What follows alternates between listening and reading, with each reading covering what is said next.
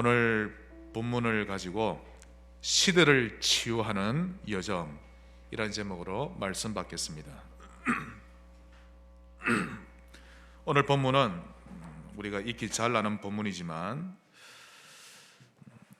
너무 중요한 본문입니다. 그리고 제목을 늘 기억하셔야 합니다.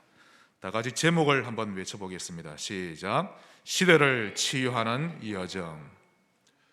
어마어마한 제목이죠. 한 개인을 치유해도 대단한 것인데 시대를 치유하다니 가능합니까? 불가능합니까? 충분히 가능합니다. 왜요? 우리가 하는 게 아니라 하나님이 하실 거기 때문에. 그래서 하나님, 저의 걸음이 시대를 치유하는 걸음이 되게 하옵소서. 그 기도를 아침마다 할 줄 아셔야 합니다. 지금 나의 행동 하나가, 또 나의 선택 하나가 이후에 어떤 시대를 올 것인지 결정합니다.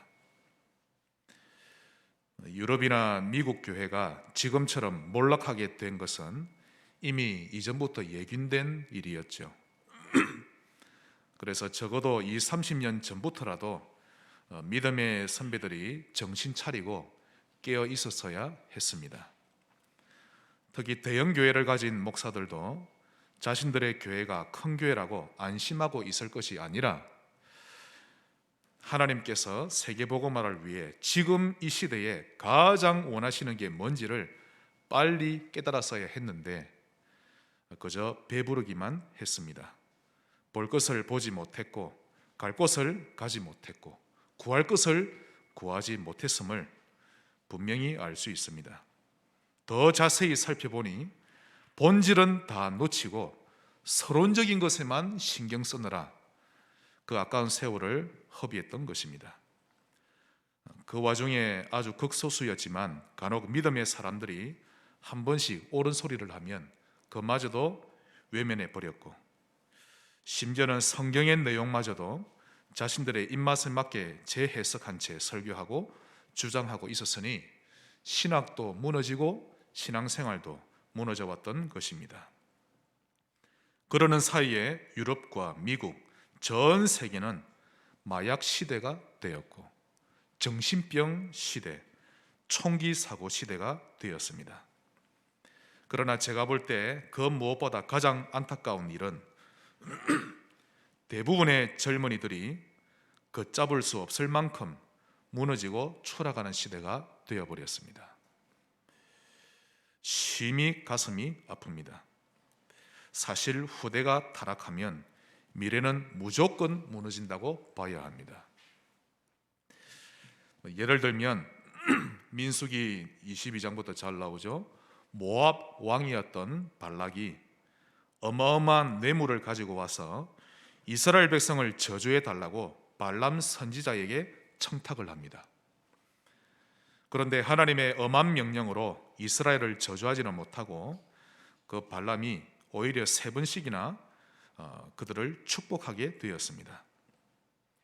하지만 그는 여전히 앞마당에 수북히 쌓여있는 그 뇌물, 그 미련을 떨쳐버리지 못했죠. 결국 마지막으로 한 가지 계책을 이 발락 왕에게 내놓게 되었는데, 그것이 그 모압 여인들을 이용해서 이스라엘의 젊은 청년들을 타락시키는 것이었습니다.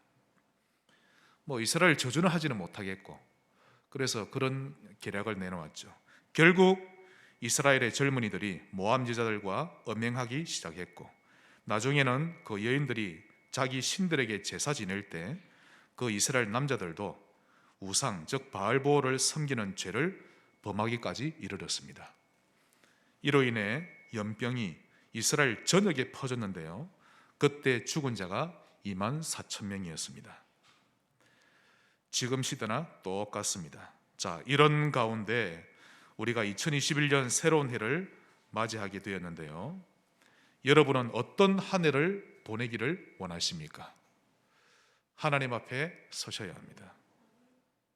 우리가 무슨 대단한 일을 하자는 것이 아니라 하나님 앞에 서보자는 것입니다.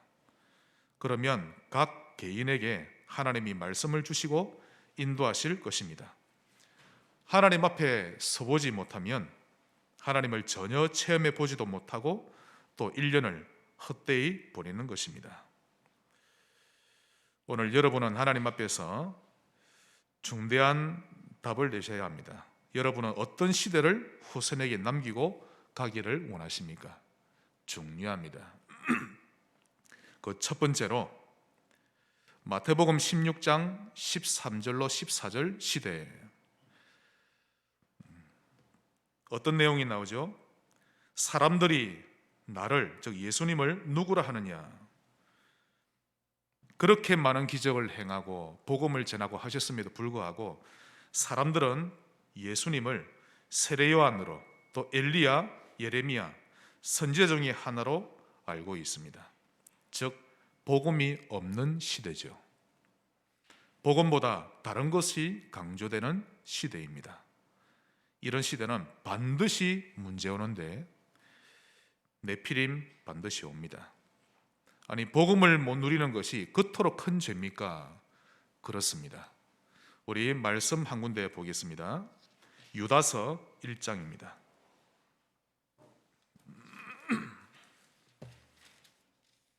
우리가 복음을 여사로 여기는데요, 복음을 못 누리는 것이 얼마나 큰 죄인지를 알아야 합니다.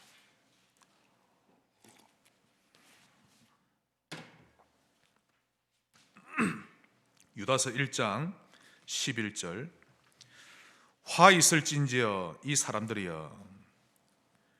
누가 화가 있습니까? 가인의 길에 행하는 사람, 또 삭슬 위에 발람의 어그러진 길로 행하는 사람, 또 고라의 패역을 따라 멸망을 받을 사람.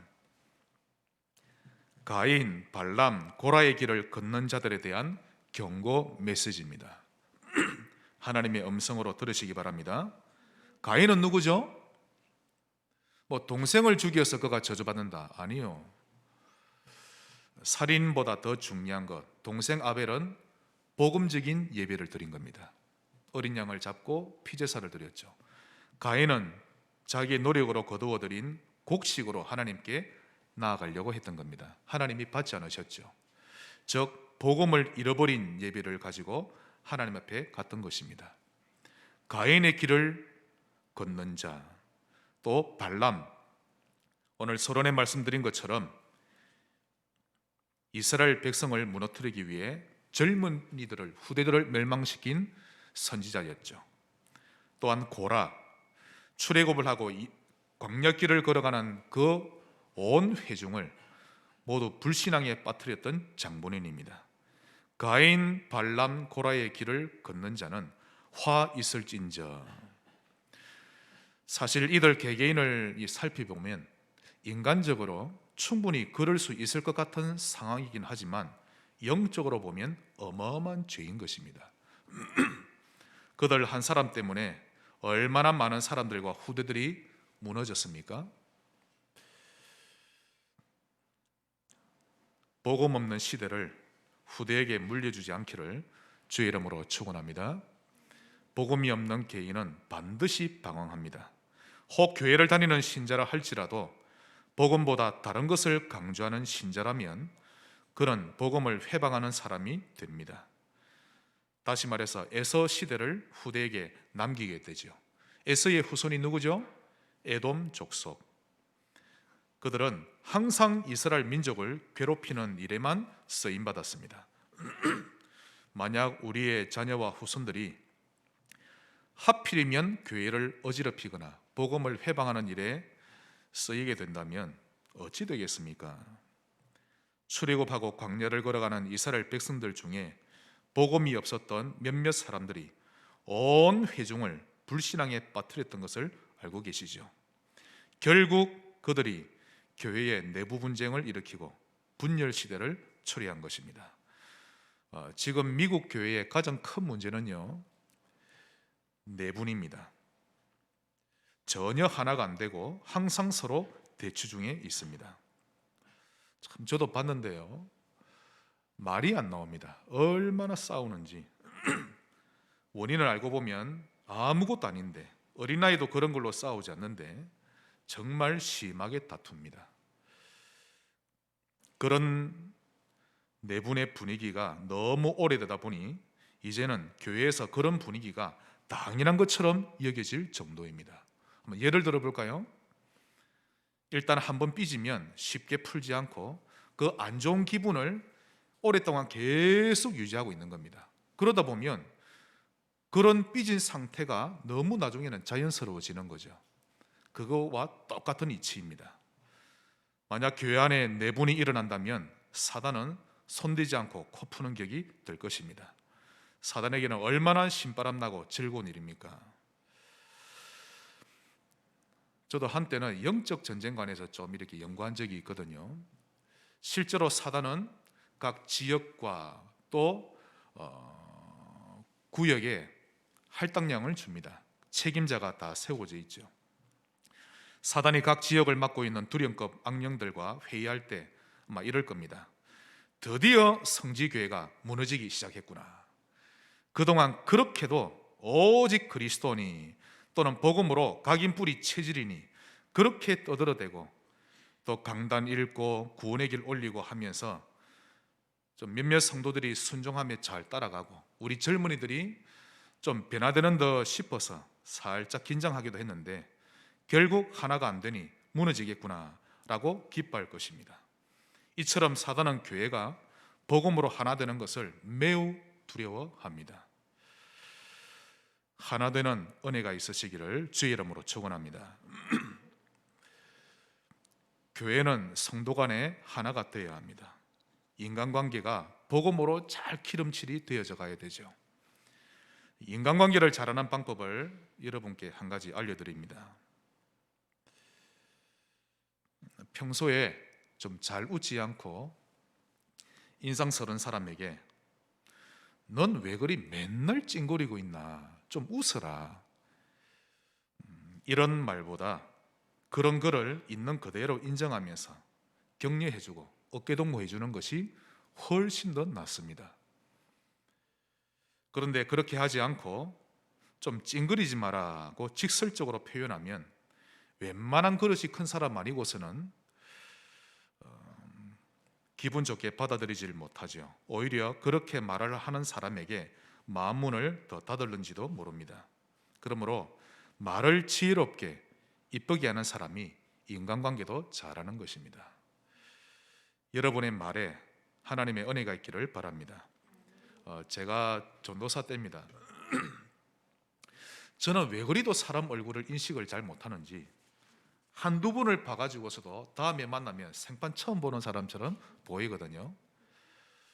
이 팔체질을 제가 이 검사를 받다 보니까 원래 그런 체질이랍니다. 얼마나 감사하든지 뭐 뇌세포가 잘못된 줄 알았습니다만은 제가 전도사 때 어느 모임에 이제 성도들이 있는 모임에 가서 대화를 하던 과정 가운데 제가 이런 말을 했습니다. 성도님들, 저는 사람 얼굴을 한두 번 봐가지고는 잘 못 알아봅니다. 수차례 봐야 이 머리가 인식을 하게 되는데 그 일로 또 오해가 없으셨으면 합니다 라고 했더니 그 옆에 있던 권사님이 그렇다면 교역자를 안 해야지요 이러는 거 있죠. 그 한마디에 거기에 있던 모든 성도가 그분을 향해 딱 집중하는 겁니다. 또 그런 말을 들은 저는 그때 뭐라고 할 말이 없어서 그냥 멋쩍게 웃고만 있었죠. 그 권사님이 다른 식으로 표현했다면 본인 이미지도 살고 분위기도 좀 살았을 것인데 이처럼 말을 이쁘게 할 줄 아는 것이 참으로 복입니다. 심지어는 복음을 말할 때에도 무조건 복음이라고 해서 함부로 말하면 잔소리가 되거나 비난을 살 수 있습니다. 복음도 이쁘게 말할 줄 안다면 그는 가치 있는 사람이 되죠. 이제 그보다 한 단계 더 뛰어넘어서서 상대방이 이쁘지 못한 말을 내게 할지라도 기분 좋게 넘어갈 수 있다면 그는 대인배여 큰 그릇입니다. 이와 동시에 우리 렘넌트가 갱신할 줄 안다면 그 렘넌트 역시 큰 그릇입니다. 그런데 의외로 많은 사람들이 말을 참지 못하죠. 반드시 옳은 말로 콕 집어줘야만 될 것 같은 그런 착각 속에 빠져 있습니다. 렘넌트 또한 마찬가지입니다. 전혀 갱신하지 않고 그냥 지금 편한 대로 살고 나중에 어른이 되면서 어찌 안 되겠나라고 착각하는데요, 여러분들은 반드시 알아야 합니다. 어른들의 말을 잔소리로 여기고 갱신하지 않으면 이후에 수준 이하의 어른이 되어집니다. 만약 지금 갱신하지 않으면 2류나 3류로 살 수밖에 없음을 알아야 합니다. 이처럼 복음이 흐르지 않으면 혼란 시대가 되고 방황 시대가 됩니다. 이런 것을 우리 후대에게 물려줘서는 안 될 것입니다. 큰 두 번째입니다. 마태복음 16장 15절로 16절 말씀입니다.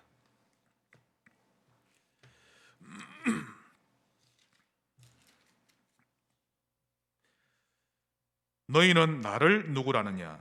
그때 베드로가 대답하기를 주는 그리스도시요 살아계신 하나님의 아들이시니다. 즉 복음을 정확하게 아는 시대입니다.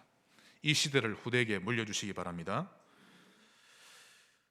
복음을 정확하게 안다, 즉 그리스도를 안다는 말은 이 땅의 모든 문제의 이유와 원인을 알고 그 해답을 제대로 아는 시대를 말하는 것입니다.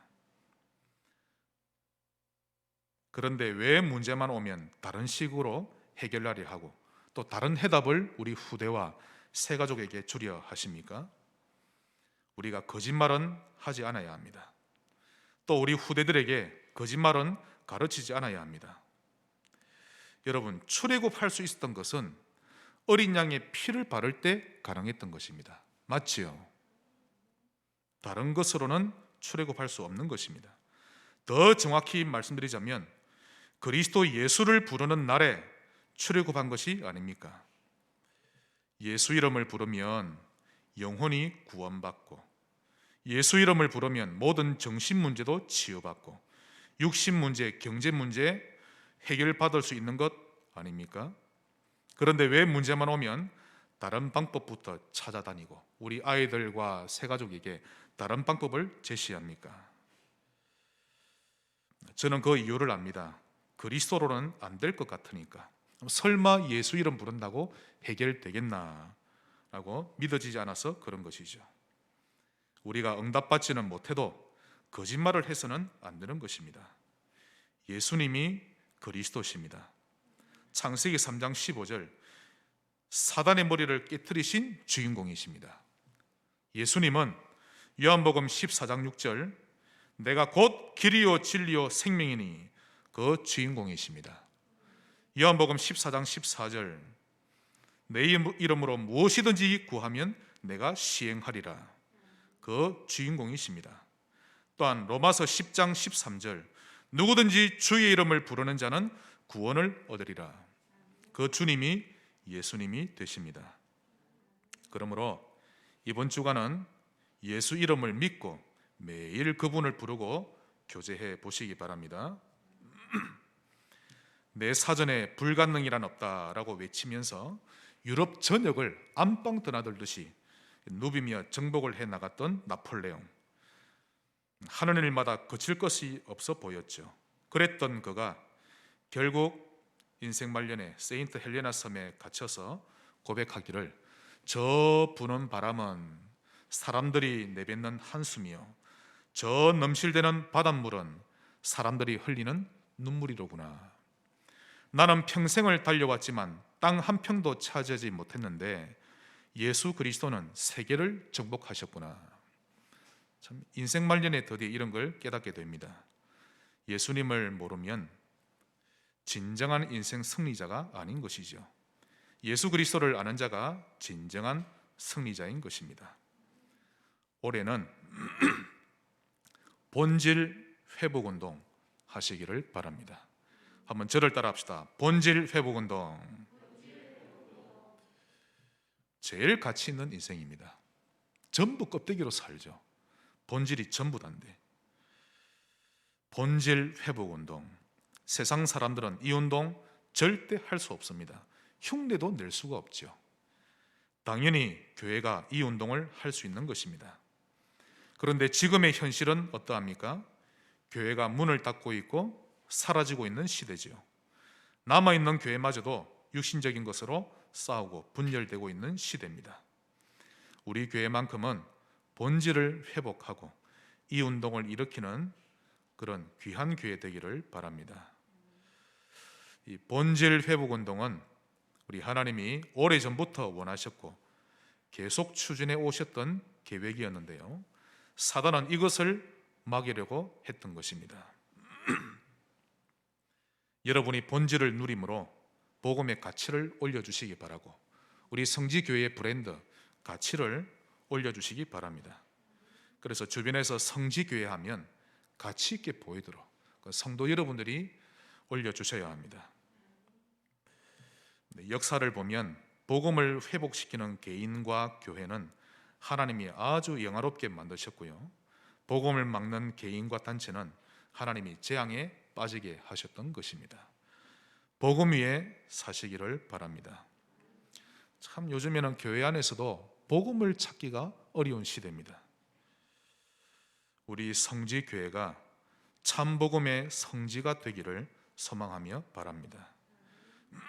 이런 신자가 철든 신자죠.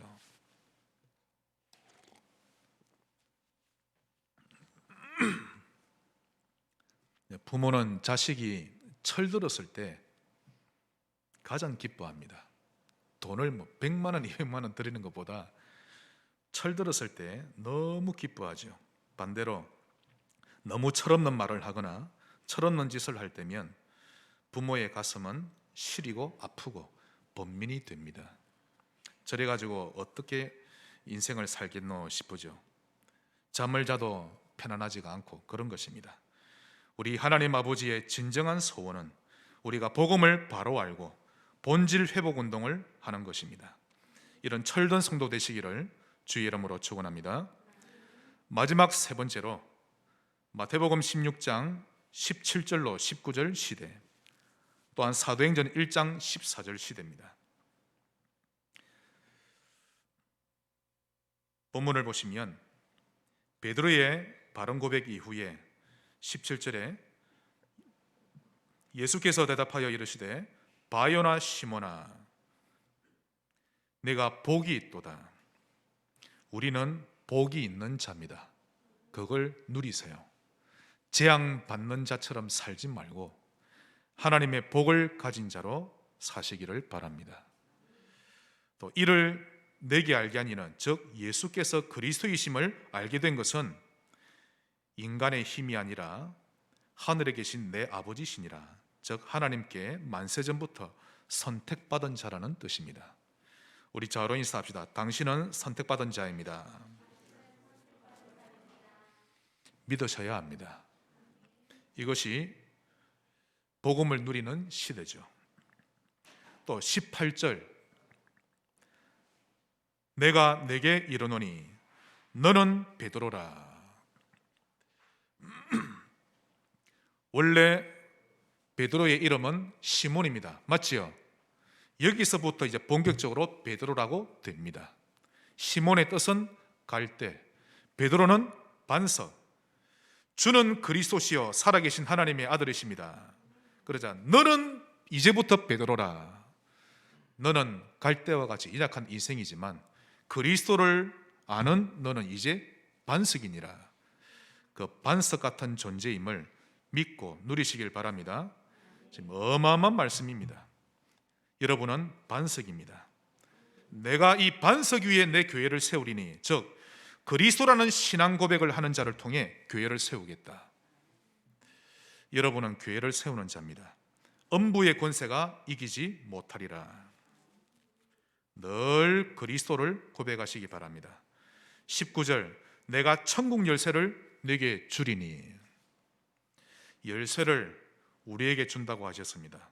예수를 믿는 순간 천국 열쇠를 다 하나씩 얻게 되어 있죠. 네가 땅에서 무엇이든지 매면 하늘에게서도 매일 것이요 땅에서 무엇이든지 풀면 하늘에서도 풀리리라. 여러분, 이 16장 19절 가지고 그림으로 표현할 수 있는 분 없습니까? 멋있는 그림이 나오지 않겠나 싶은데요. 즉 마태복음 16장 17절로 19절은 복음을 누리는 시대입니다.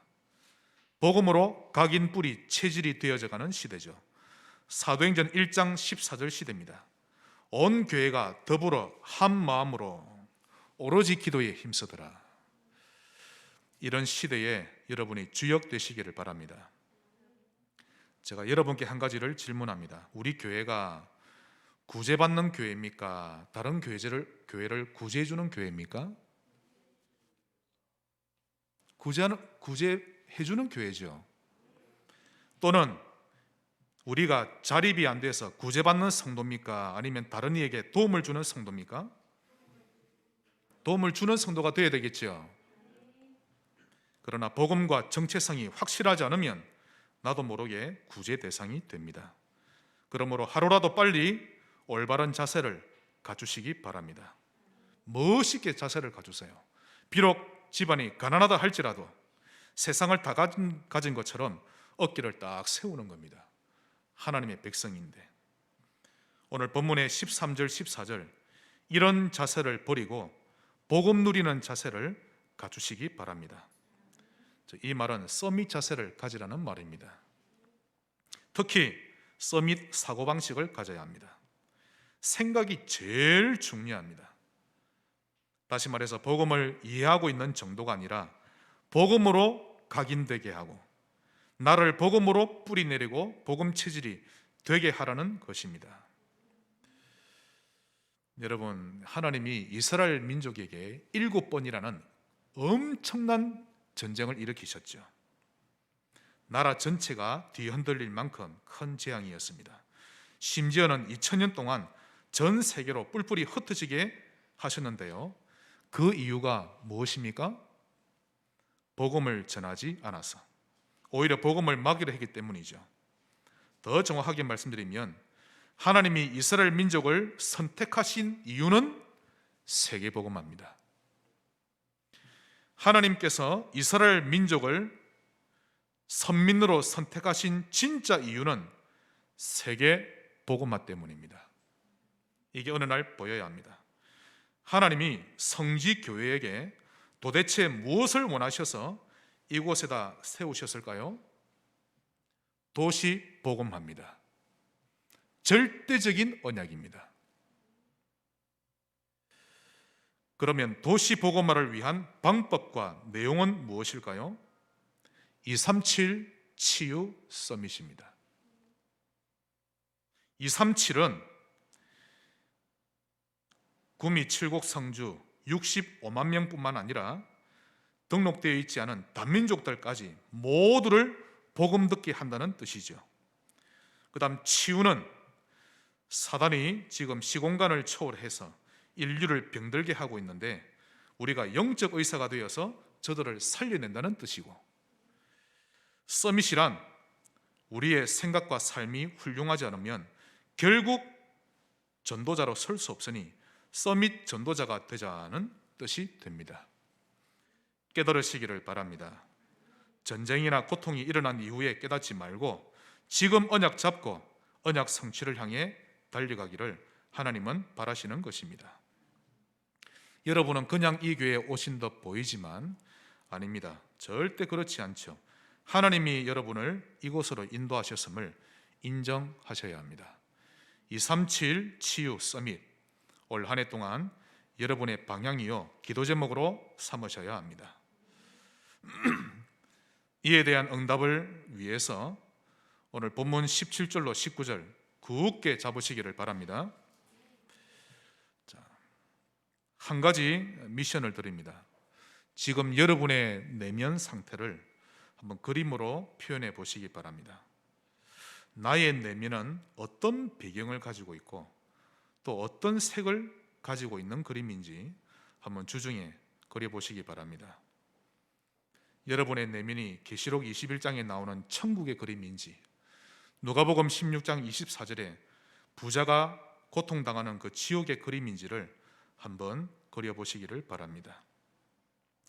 복음 누리는 성도는 시대를 치유하는 성도입니다.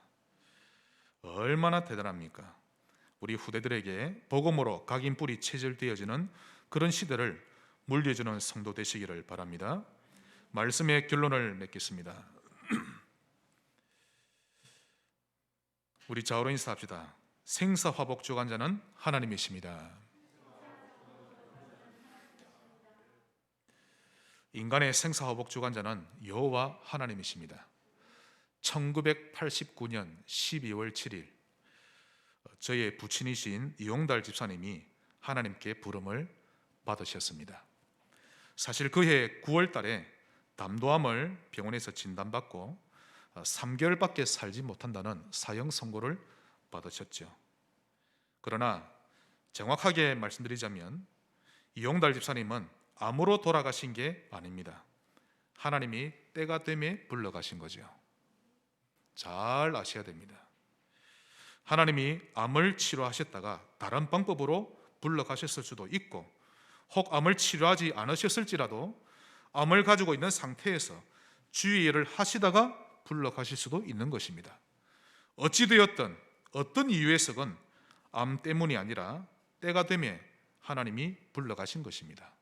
그러므로 죽고 사는 것에 마음을 두지 말고 항상 언약을 품고 있어야 합니다. 언약을 늘 깨닫는 영적 상태에 되어야 합니다. 오직 그리스도구나, 오직 하나님의 나라고, 아무리 생각해도 오직 성령이구나, 이런 깨달음이 늘 되어지는 영적 상태 되시기 바랍니다. 교회를 통해 하나님이 세계복음화를 하시구나, 그러므로 이 교회가 너무 중요한데 내가 이 교회에서 중요한 사람이구나, 이런 언약이 깨달아지는 하루하루, 즉 유레카 인생이죠. 그러지 아니하고 역시 나는 안 돼, 나는 왜 하늘마다 이렇지, 그런 걸 깨닫지 말고 언약을 깨달으시기 바랍니다. 그래, 지금부터 237 치유 서밋은 하나님이 내게 주신 절대 언약이다, 이렇게 언약을 깨달으시기를 바랍니다. 시대를 치유하는 여정 되시기를 주의 이름으로 축원합니다. 하나님 감사합니다. 복음 누리게 하셔서 시대를 치유하는 여정이 되게 하옵소서.